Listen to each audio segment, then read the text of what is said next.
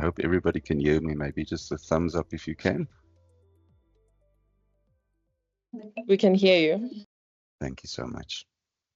So yes, it was lots of thumbs ups. Really interesting day. I thought yesterday, especially I think with our guest speaker all the way from the Free State, and some really thought-provoking things that he said around just the difficulty of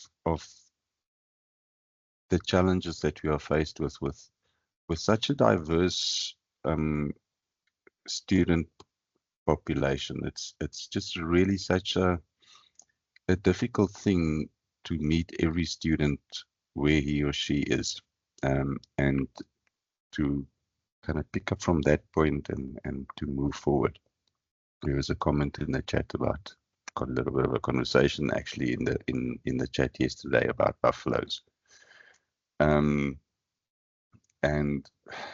I think I made the comment to say that we often think that, you know, all of our students are kind of on a spectrum of slow learners, as we sometimes refer to them, unfortunately, and fast learners. And I mentioned a paper that I had read recently that showed that all students actually learn pretty much at the same pace. The challenge is that they don't all start at the same place. So some come to the university with wide exposure, and so they've got a little bit of a head start, and they don't have so far to go to achieving outcome. And then we've got other students who comes from a different background, and maybe they've got a little bit further to travel. But you know, whenever somebody is at a specific point, from there on to the next point, the time that like more or less every student takes to travel from this specific point to that point, pretty much the same. It's just we start from different places.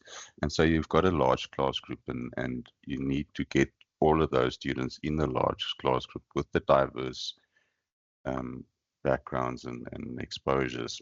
You've got to get them to the end point at the same time, because structurally that's how universities work, and so that makes it really challenging. Yeah, so really thought-provoking questions that he asked and proposals that he made, which I really enjoy. So today, I want to start off with saying that every university teacher needs to be engaged in the scholarship of learning and teaching. And so this is part of what we do with our conferences, is we create an opportunity for such scholarships. So it's an opportunity for scholarly exchange between university teachers in their role as scholars. So what we want to do in the conference then is, so yesterday what we did is we kind of looked at central tendencies. We tried to set the scene to show people kind of where we are in very broad terms. So we use a metric which we call throughput rate, and the undergraduate throughput rate I mentioned yesterday was 35.1%. And that kind of gives you a broad perspective of where we are as a university in terms of student academic success. But we tend often to forget about the dispersion around that central tendency. So making up that central tendency, making up that 35%, 35.1%, are some instances where the throughput is actually brilliant, and there are some instances where the throughput are really poor. And so as much as the central tendency gives us an indication of where we are in very broad terms, the real truth lies in that dispersion, in looking at individual instances where things go really well and learning from that, and looking at instances where things go really poorly and looking at what we can learn from that. And so the conference wants to showcase actually both of those positions, and typically we look at the plus side of the dispersion, and that's not always an ideal state. I think we can do well to also look at some of the minus side of the dispersion. So in terms of choosing a theme for the conference this year, we wanted to do two things. One thing leading to the other. So we want to look at what are people doing to improve the student learning experience within the learning opportunities that we create. So that's part of what we want to do. But for this specific conference, we want to say, okay, so how does that improvement in the learning experience contribute to improved academic success? And so it's not just improving the experience in itself, but how does it actually translate into academic success? And so in the South African higher education context, we use metrics such as pass rates and success rates and throughput rates. And these metrics are definitely not in conflict with careful teaching practices. It's not in conflict with social justice. It's not in conflict with inclusion and access when we look closely at whether our students are achieving academic success. They're not the only measures of the state of our teaching practices. So our student wellness, their whole person growth, all of those are important metrics. But I would argue that the most important metric for our students probably is academic success. And I don't think that we can call our teaching practices careful. Some people would talk about pedagogy of care.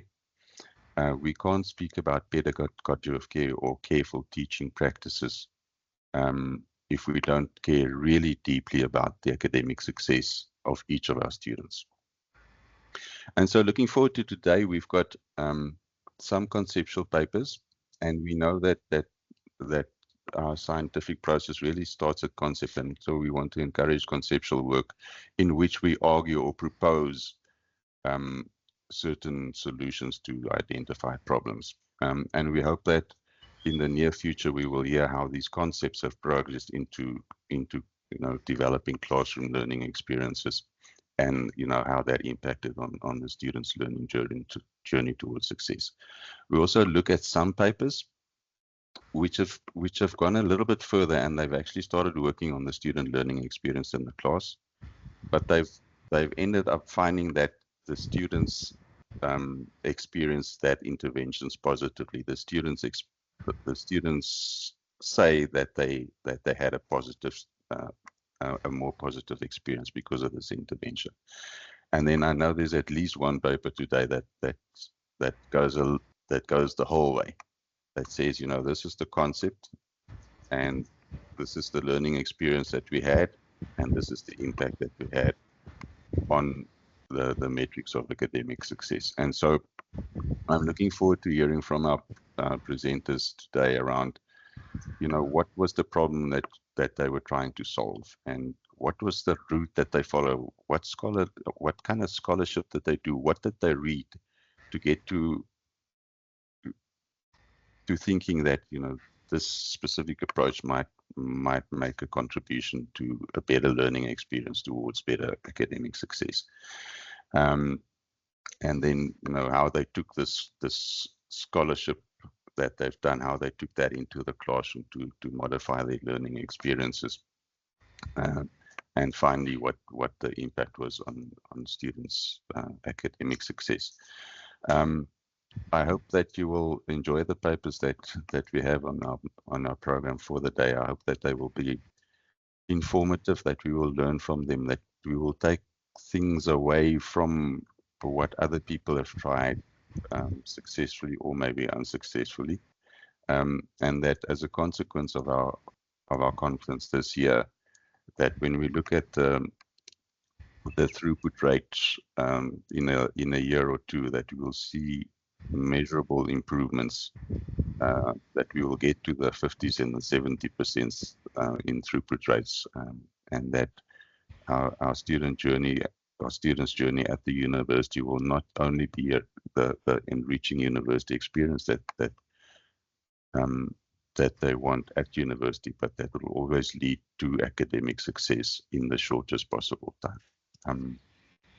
Thank you for your time, and I hope that you have a really enjoyable and informative and thoughtful day. If I may ask, just during the course of the day, if you haven't done a reflection, conference evaluation for yesterday, I'm putting a link into the chat. If you could do a evaluation for yesterday, and also then at the end of today that you will again do an evaluation for today's presentations. Thank you.